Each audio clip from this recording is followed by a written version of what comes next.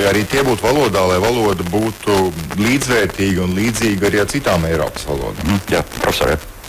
Svētku sakarā vārds deja, kas ir ļoti latvisks vārds, ir faktiski jaunveidojams 19. gadsimtā. Pirms tam nebija dejas.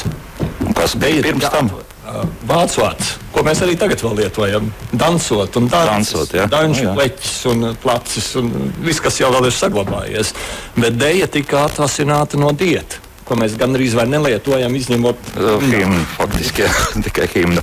Un varbūt tad arī par to, ko tad mums mājaslapā šobrīd ir sasūtījuši radioklausītāji. Piemēram, viens no risinājumiem varētu būt tomēr mākslīgais intelekts, kas automātiski jebkuros tekstos, kas nāks no angļu valodas vai kādas citas valodas, izņems ārā no šīs senās pūra lādes kādu vārdu un ieliks šī anglicisma vai ģermānisma vai francisma vietā. Bet kā mēs to atpazīsim?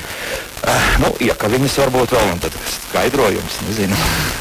Bet arī mākslīgam intelektam tas kaut kur ir jāpaņem. Viņš jau pats neģenerē jaunus vārdus. Bet Latviešu valodas institūts jau ļoti, Latvijas Universitātes Latviešu valodas institūts ļoti labi to strādā šīm faktiski visām valodas grupām.